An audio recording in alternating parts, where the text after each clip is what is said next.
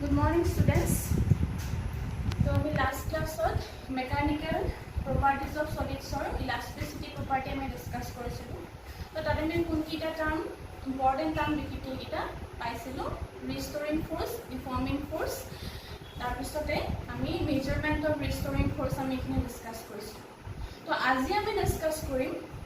another property. This one is known as stress and strain. So first I will discuss korim stress. So what is stress? Stress means the restoring force per unit area is called stress. That means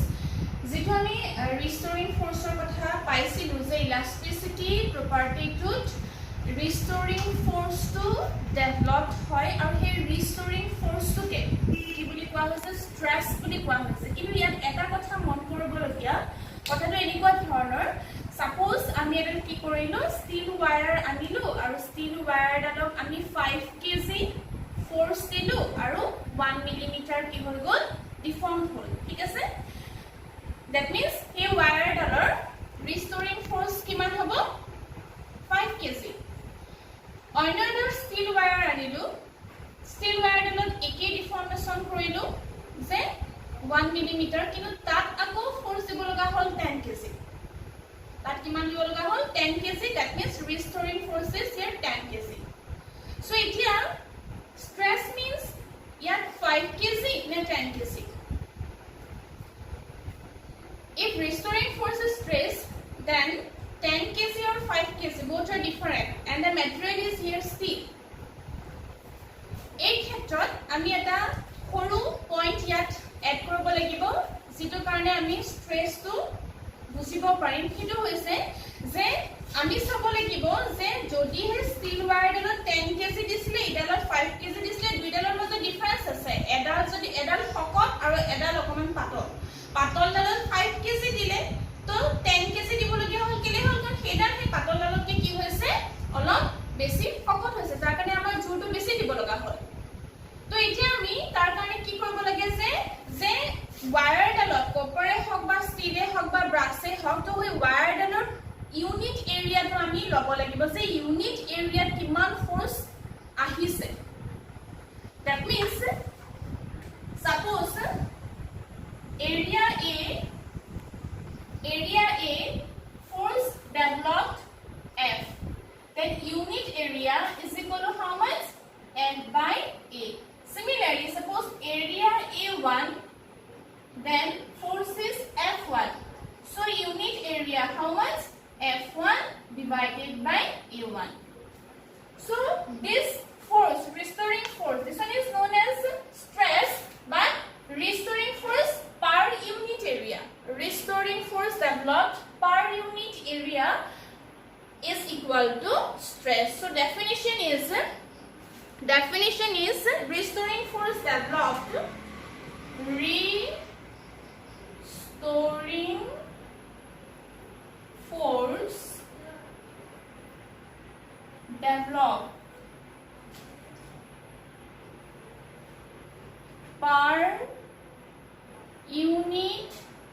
developed per unit area is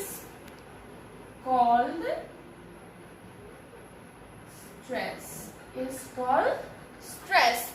ঠিক আছে তো আমি ইয়াত কেনেকুৱা ধৰণে represent কৰিম stress is equal to F divided by A F पे কি বুজাই আছে restoring force বুজাই আছে A কি বুজাই আছে area বুজাই আছে ঠিক আছে নেক্সট আহিলে types of stress or types থাকে stress F by A হয় force per unit area is stress year types থাকে তো types কি হ'ব number 1 is normal stress number 1 normal stress means mathematically stress F by A here stress normal stress is equal to F by A and the meaning of suppose আমি কি ললো এটা ইয়াত block লৈছো এই বডিটোৰ ওপৰত ফোৰ্স যদি এনেকুৱাকে এপ্লাই কৰো এনেকুৱাকে যদি ফোৰ্স এপ্লাই কৰো এটো হৈছে এপ্লাইড ফোৰ্স যদি এটা এপ্লাইড ফোৰ্স হৈছে ডিফৰ্মিং ফোৰ্স হৈছে তেলে ৰিস্টোৰিং ফোৰ্স ইয়াৰ ভিতৰত ডেভেলপ হ'ব এন্ড ৰিস্টোৰিং ফোৰ্সে কাক অপোজ কৰে ডিফৰ্মিং ফোৰ্স তো তেতিয়া হলে তাৰ ডাইৰেকশন কোনফালে হ'ব এনেকুৱাকে ওপৰলে হ'ব but the direction of force is perpendicular to the surface yet তোমালোকে দেখিছা the direction of force is perpendicular to the surface yet তোমালোকে কি দেখিছা এটো 90 ডিগ্ৰী হৈ আছে এনেকুৱাকে যদি আমি ফোৰ্স এপ্লাই কৰো তেতিয়া হলে তাক কি বুলি কব নরমাল স্ট্রেস বুলি কব when the force is act perpendicular to the surface then this one is called normal stress মানে ইয়াত মন কৰিছা যে 90 ডিগ্ৰী এংগল টু ফোৰ্স আৰু সাৰফেস খনৰ মাজত হৈছে তো তেনেকুৱা ওপৰত কি বুলি কব নৰমাল স্ট্ৰেস বুলি কব ঠিক আছে নাম্বাৰ 2 to কৈছে টেনজেনশিয়াল স্ট্ৰেস নাম্বাৰ 2 to কি বুলি ক'লে টেনজেনশিয়াল স্ট্ৰেস টেনজেনশিয়াল স্ট্ৰেস তো কেনেকুৱা হ'ব এগেইন আমি কি কৰিলো এটা পয়েন্ট একিলো আৰু ইয়াতে এটো ফিক্স হৈ আছে ইয়াতে কিছুমান আমি কি কৰিলো লগাই আমি এই বডিটো ফোৰ্সটো এফালে এপ্লাই কৰিছো এনেকুৱাকে ফোৰ্স এপ্লাই কৰিছো এটো ডাইৰেকশন আমি কি এপ্লাই কৰিছো ফোৰ্স এপ্লাই কৰিছো যদি এনেকে ফোৰ্স এপ্লাই কৰো তেতিয়া ধৰি ললো এই বডিটোৰ শেপটো প্ৰথমতে এইখিনিত আছিল এনেকুৱা ধৰণৰ হ'ল বডিটোৰ কি হৈ গ'ল শেপটো চেঞ্জ হৈ গ'ল এনেকুৱা এফালে আমি ফোৰ্স এপ্লাই কৰিলো তোমালোকে মন কৰিছা যে এই ডাইৰেকশনটো যদি ফোৰ্স এপ্লাই কৰিছো এফালে যদি আমি ফোৰ্স এপ্লাই কৰিছো এখন সাৰফেস তো ডাইৰেকশন অফ ফোৰ্স আৰু সাৰফেসৰ মাজৰ এংগল কিমান হৈ আছে 0 ডিগ্ৰী ডাইৰেকশন অফ ফোৰ্স আৰু সাৰফেসৰ মাজৰ এংগল কিমান হৈ আছে 0 ডিগ্ৰী এনেকুৱা ওপৰত কি বুলি কয় টেনজেনশিয়াল বুলি কয় এনেকুৱা ওপৰত কি বুলি কয় টেনজেনশিয়াল তো টেনজেন্টৰ ডাইৰেকশন আমি ফোৰ্স এপ্লাই কৰিছো when the direction of force is parallel to the surface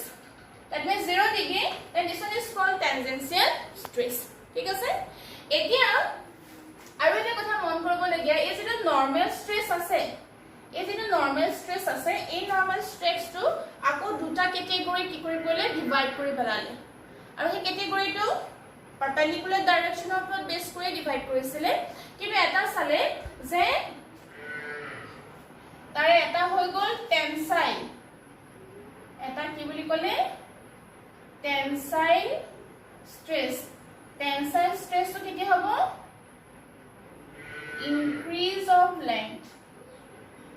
increase of length number 2 compressive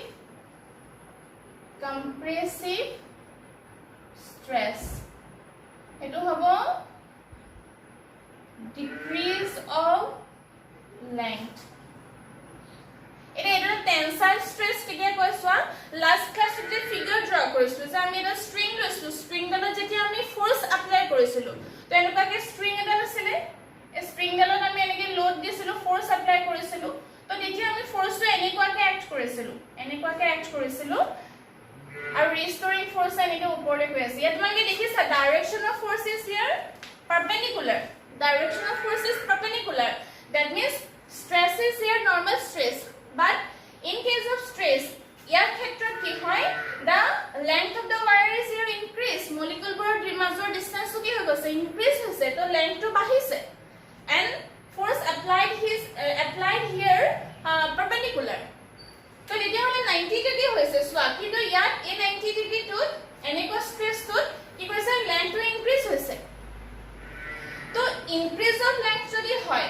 normal stress যদি increase of length হয় তেতিয়া normal stress ৰ এটা ক্যাটেগৰি কাকো কি কৰি পেলালে তো টেনসাইল স্ট্ৰেস বুলি ক'লে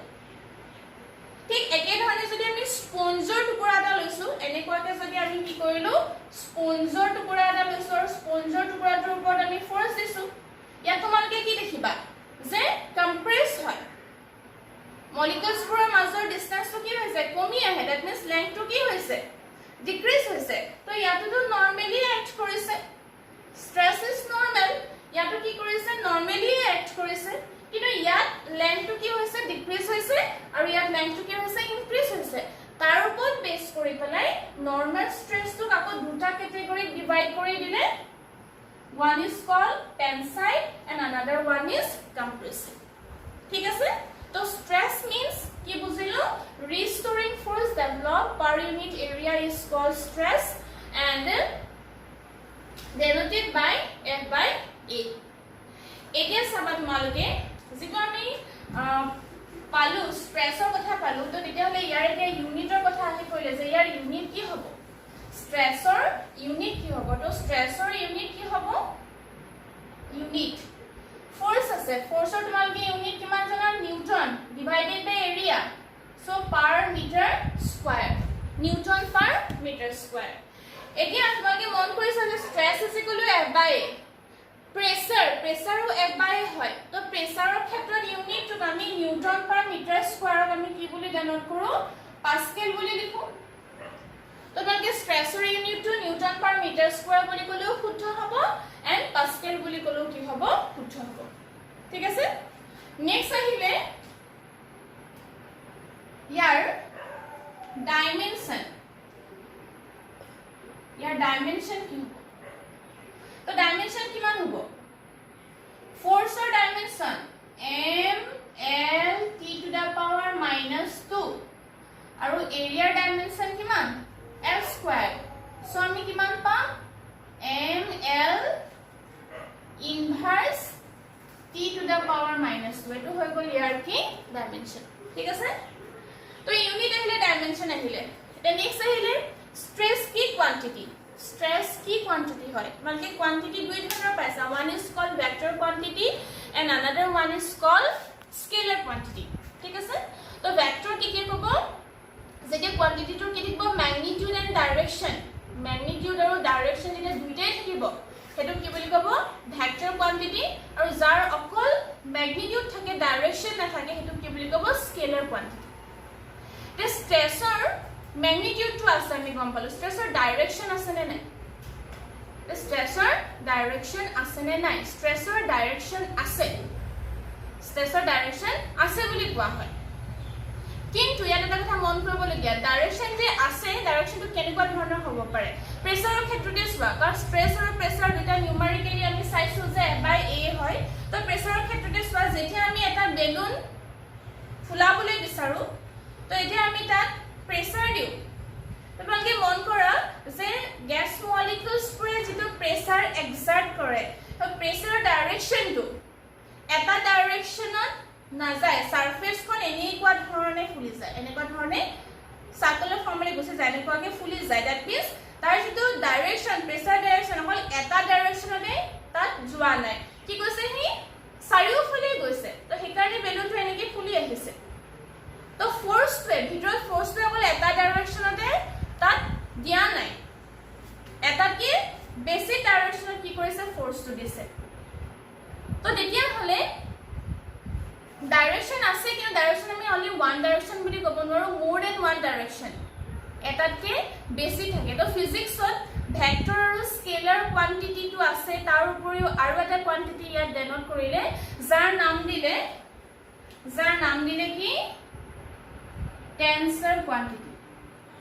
যাক কি বুলি ক'লে টেনসৰ কোয়ান্টিটি বুলি ক'লে টেনসৰ quantity means more than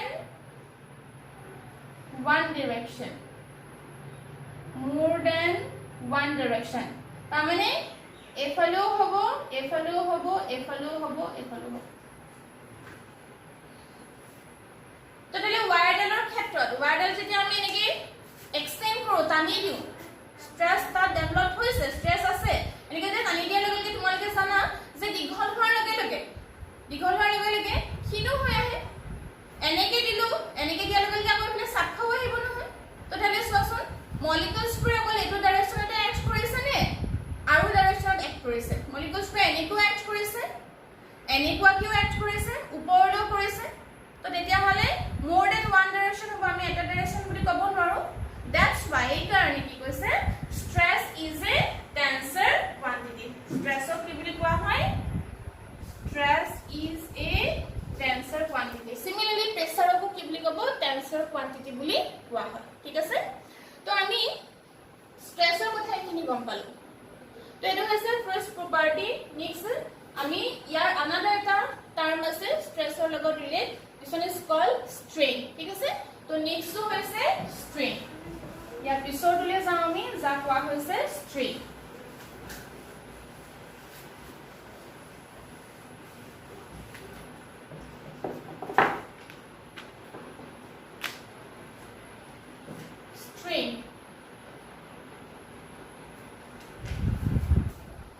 Strain means strain মানে হৈছে এটা ratio between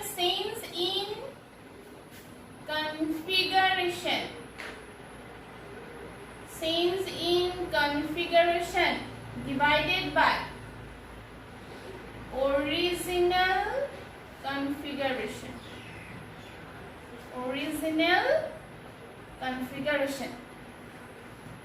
Configuration আমি last class of পাইছিলো configuration means the form size shape এনেকুৱা ধৰণৰ তো change in configuration divided by original configuration this one is known as strain তো types আহিলে ইয়াৰ number 1 longitudinal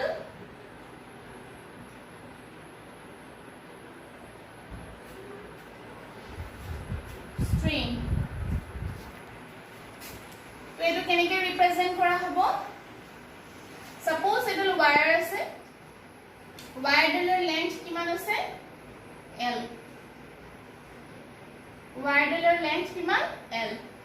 তো আমি ফোৰ্স এপ্লাই কৰি পেলাই তাৰ লেন্থটো আমি ইমানখিনিলে ইনক্ৰিজ কৰিলো এইখিনিলে ইনক্ৰিজ কৰি that means original size is here L and final যেটো আমি পালোগে ফাইনেলটো ধৰি ললো L ড্যাশ ফাইনেলটো কিমান L ড্যাশ তো আমি ডিফৰ্ম কিমান কৰিলো এইখিনি ডিফৰ্ম কৰিলো ইমানখিনি আমি ডিফৰ্ম কৰিলো দেনত কৰিলো delta L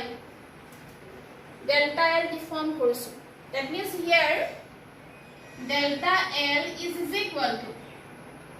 L dash minus L delta L কিমান হ'ব L dash minus কিমান হ'ব L হ'ব তো এতিয়া ইয়াত চোৱা longitudinal strain টো কেনেকৈ ৰিপ্ৰেজেন্ট কৰিব longitudinal strain টো ৰিপ্ৰেজেন্ট কৰিবলৈ যাওতে ওপৰত আহিছে change in configuration কিমানখিনি চেঞ্জ কৰিলে delta L divided by original configuration original কিমান আছিল L আছিল তো তেতিয়া ইয়াক কেনেকুৱা ধৰণে ৰিপ্ৰেজেন্ট কৰা হ'ব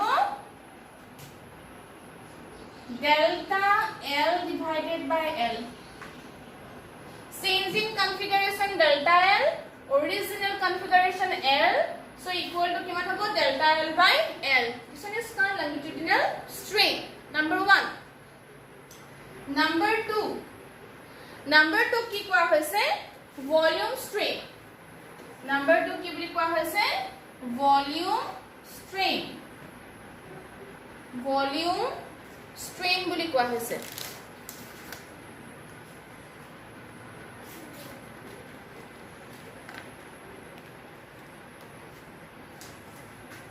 longitudinal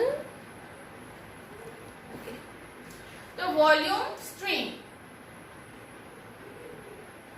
তো ভলিউম স্ট্ৰেন কি হ'ব সোৱা সাপোজ এটা স্ফিয়াৰ আছে তাৰ ভলিউম কিমান v ফোৰ্স এপ্লাই কৰি তাৰ ভলিউমটো ইনক্ৰিজ কৰি দিলো ইমানখিনি হ'লগে চেঞ্জ আহিলে এটো আহি গ'ল v প্লাস del v তো del v কোন নহয় দেখো হৈ গ'ল তো here original volume is equal to v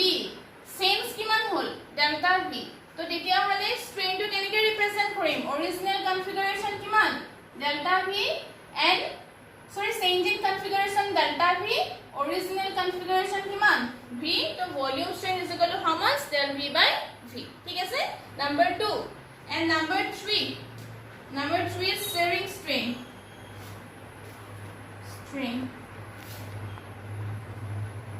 তেটো কেনেকৈ ৰিপ্ৰেজেন্ট কৰিম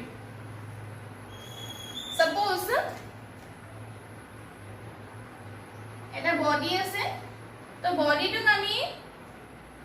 টেনজেনশিয়াল স্ট্ৰেস এপ্লাই কৰিলো তো এপ্লাই কৰাৰ লগে লগে তাৰ এফালে চেঞ্জ হল ইমানখিনি এটো এফালে গুছি আহিলে আৰু ইয়াৰ ডাইৰেকশনটো এনেকুৱা হৈ গ'ল তো বডিটোৰ কি চেঞ্জ হল ইয়াত শেপটো চেঞ্জ হৈ গ'ল প্ৰথমতে স্কয়াৰ আছিলে তাৰপৰা ধৰিলো সপোজ কি হৈ গ'ল তাৰ এটা ৰম্বস ফৰ্ম হৈ গ'ল তো এতিয়া ইয়াত এই যেটো লেংথ আছে এইখিনিৰ পৰা এইখিনি লাগে ইয়াৰ পৰা এইখিনি লাগে ধৰি ললো এটো কিমান হৈ গ'ল x আৰু এডোখৰ চেঞ্জ হৈ গ'ল ডেল্টা x এটো x তো এটো হৈ গ'ল কি চেঞ্জ ইন কনফিগাৰেচন ইমানখিনি চেঞ্জ হল আৰু অৰিজিনেল কিমান আছিল এটো আছিল বা এটো আছিল তো ইয়াতে এটা এংগল ফৰ্ম হৈছে থিটা তামনে তাক যে আমি শেপটো চেঞ্জ কৰিলো টেনজেনশিয়াল স্ট্ৰেস এপ্লাই কৰিলে যে আমি শেপটো চেঞ্জ কৰিলো তো তাত কিমানখিনি চেঞ্জ হৈছে এটো থিটা এটা ফৰ্ম হৈছে থিটা এংগল ফৰ্ম হৈছে this angle is known as shearing strain এটোকে কি বুলি কলে shearing strain বুলি কলে that means from this figure if you put tan theta যদি লিখো তেতিয়া হলে কিমান হ'ব tan theta delta x divided by কিমান হ'ব x হ'ব delta x divided by কিমান আহিব x হ'ব ঠিক আছে perpendicular divided by base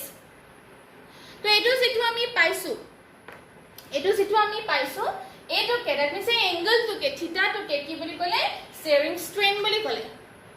so এই তিনিটা হৈছে strainer types longitudinal volume and shearing strain next আহিলে if strain is changing configuration divided by original configuration then what is the unit and what is the dimension of strain বাকি মন কৰিছা ইয়াত configuration changing configuration original configuration এটা ৰেশিও হয় but ratio to যেটো quantity আছে ইয়াৰ length আছে এফালৰ length তো তেতিয়া হলে ইয়াৰ ratio to বলকে মন কৰা যে similar quantity ratio হয় length by length Haque volume by volume হক তো তেতিয়া হলে strainer কি থাকিব নোৱাৰে no unit ইয়াৰ unit থাকিব নোৱাৰে and no dimension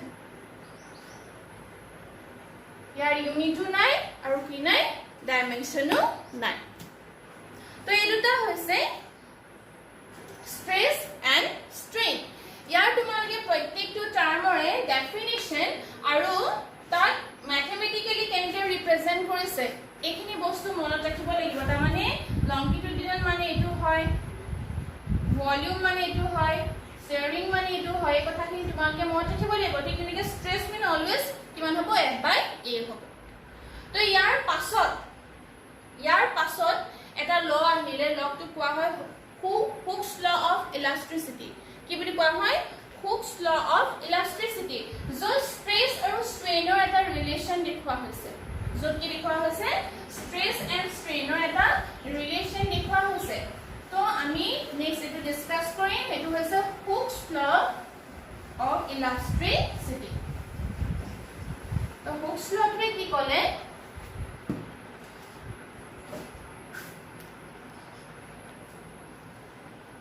Hooke's law কি কৈছে যে in an elastic body strain produced is directly proportional to stress that means under the limit of elasticity eta body যদি elastic হয় in case of elastic body যেটো strain produced হয় যেটো strain developed হয় সেই strain to তাৰ stressor directly proportional বুলি কৈছে তো Hooke's law তে কি কৈছে Hooke's law তে কৈছে in an elastic body strain produced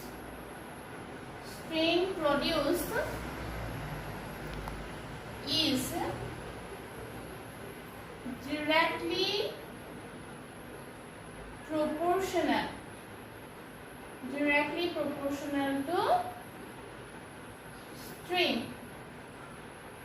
directly proportional to strain that means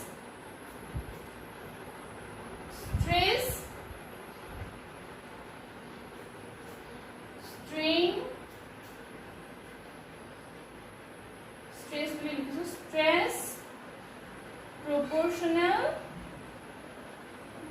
strain stress proportional কি হ'ব strain হ'ব or we can write stress divided by strain is equal to K, that means constant. Etu ki boli koa hoy constant.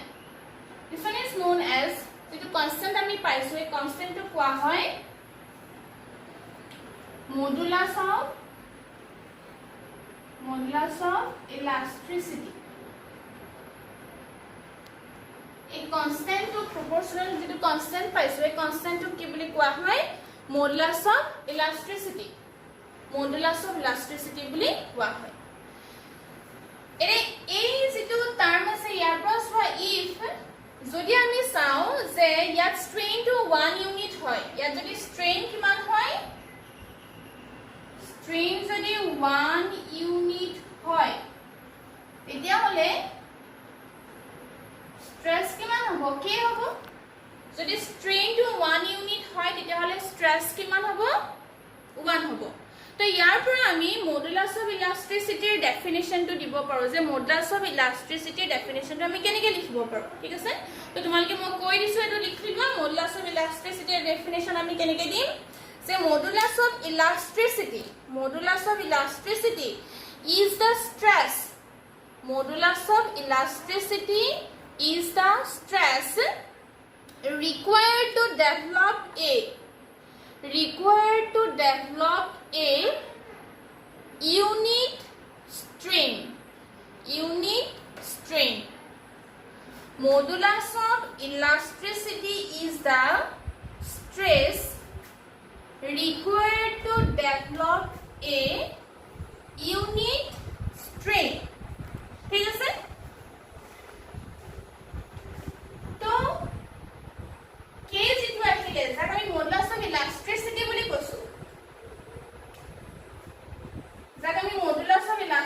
বুলি কৈছো তো তাৰ unit আৰু dimension কি হ'ব পাৰে তো কি হ'ব k is equal to stress divided by কি হয় strain হয় তো strain to কি unitless quantity stress or unit কিমান আছিল নিউটন পাৰ মিটাৰ স্কয়াৰ তো তেতিয়া হলে k এর ইউনিট কিমান হ'ব unit is newton per meter square or pascal তার মানে কার হইতে সেম হ'ব unit of stress এর ইউনিট হইতে কি হ'ব সেম হ'ব তো ডাইমেনশন কিমান হ'ব ml inverse t to the power minus 2 এটো স্ট্ৰেসৰ ডাইমেনশন আছিল তো মডুলাস অফ ইলাস্টিসিটিৰ কিমান হ'ব একে ধৰণৰ হ'ব ঠিক আছে এতিয়া চাবা এতিয়া যদি আমি যোনটো আমি ল পাইছো সেই লটো যদি আমি স্ট্রেস ভাৰ্সেস স্ট্ৰেইন গ্ৰাফডাল যদি ড্ৰ কৰো y axisত যেনিবা স্ট্ৰেইন ললো আৰু তোমালোকে x axisত স্ট্ৰেস লৈছা তেতিয়ালে গ্ৰাফডাল কেনেকুৱা ওলাব তোমালোকে মন কৰিছা যে ইয়াৰ ৰিলেশনশিপটো লিনিয়াৰ হয় লিনিয়াৰ ৰিলেশনশিপ মানে ডাইৰেক্টলি প্ৰপৰশনাল যেটা দুটা টাৰ্মৰ মাজত ৰিলেশনশিপটো লিনিয়াৰ হয় তেতিয়ালে গ্ৰাফডাল কেনেকুৱা ওলাব স্ট্ৰেইট লাইন ওলাব কেনেকুৱা ওলাব স্ট্ৰেইট লাইন তাৰমানে যদি আমি গ্ৰাফডাল যদি আমি ড্ৰ কৰো কি হ'ব এফালে স্ট্ৰেইন আহিলে আৰু এফালে কি আহিছে স্ট্ৰেস আহিছে তো অৰিজিনৰ পৰা ধলে গ্ৰাফডাল কেনেকৈ ওলাব স্ট্ৰেইট ওলাব এনেকুৱাকে বুলি কওঁ তো ইয়াত তোমালোকে দেখিছা যে ইয়াত stress is proportional to strain হৈ আছে তাৰমানে ইয়াত আমি এটো লিনিয়াৰ বুলি কওঁ তো যেতিয়া লিনিয়াৰ হয় ৰিলেশনটো তেতিয়ালে লাইনডাল কি ওলাব স্ট্ৰেইট লাইন ওলাব স্ট্ৰেইট লাইন এটা হৈছে strain versus stress গ্ৰাফ তো এটো হৈ গল হুকস ল তে হুকস ল যেটো কনস্ট্যান্ট পালে মডুলাস অফ ইলাস্টিসিটি বুলি যেটো কোৱা হৈছে তাকো আকৌ ডিভাইড কৰি দিয়া হল কিছুমান টাইপসলে ডিস্ট্ৰিবিউট কৰা হল কিছুমান নাম দিয়া হল তো নেক্সট আমি পঢ়িম types of modulus of elasticity types of modulus of elasticity. Types of modulus of elasticity. Types of modulus of elasticity. Number 1 is Young's modulus. Number 1 to is Young's modulus denoted by y. So মই এখিনি লিখি যাম তোমালোকে লগে লগে note কৰি যাবা y is equal to longitudinal stress divided by longitudinal strain. Young's modulus is related to length. যেটো প্ৰথমটো আছিল তো stress is always F by A, longitudinal to is delta L by L. তো ইয়াক আমি কেনেকৈ লিখিব পাৰো F divided by A into L by delta L. So y is equal to কিমান পালো FL by A delta L. If F is equal to mc, যেটো মই gravitational force লগত compare কৰিছিলো, যদি mc হয় and area is equal to pi r square, then y another form আহিব mgl divided by pi r square delta l. So formula bu numerical কাৰণে তোমালোক মনত ৰাখিব লাগিব। তুমি চাই লোৱা y Young's modulus mgl by pi r square delta l. এটো হৈছে number 1, ঠিক আছে। next number 2 to হৈছে bulk modulus b. তো bulk modulus তো কি হ'ব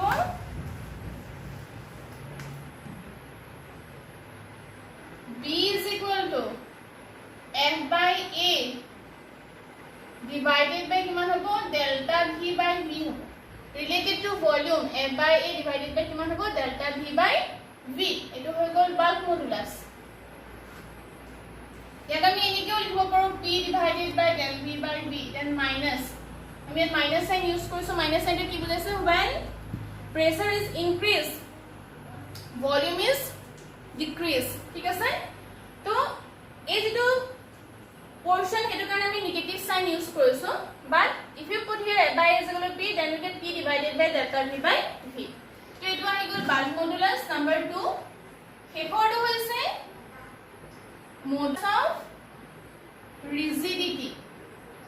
modulus of rigidity eta।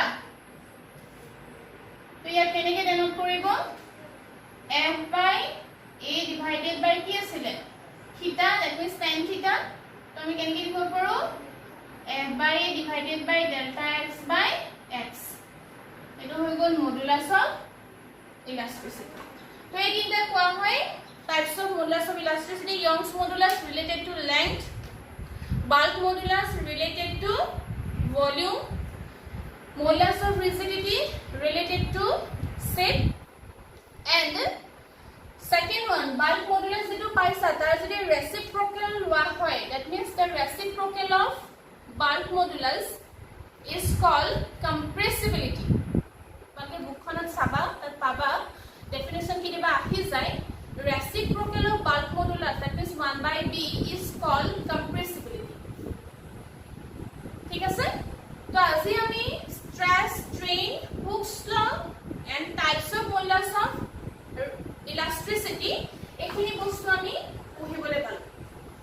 তো ইয়াৰ লাষ্টৰ যোনকিটা বস্তু আমি চালো, যিকিটা মই ব্লক কৰি দিছো, এইটো ফৰ নিউমাৰিকেল কাৰণে আমাৰ এখিনি দৰকাৰ হ'ব। আমি পিছত আমি ইয়াৰ নিউমাৰিকেল কৰিম, ঠিক আছে। তো নিউমাৰিকেলত আমি এই ফৰ্মুলাকেইটা ইউজ কৰিম। তো এটা তোমালোকে এখিনি ভালকে পঢ়িবা। তো নেক্সট ক্লাছত আমি modulus of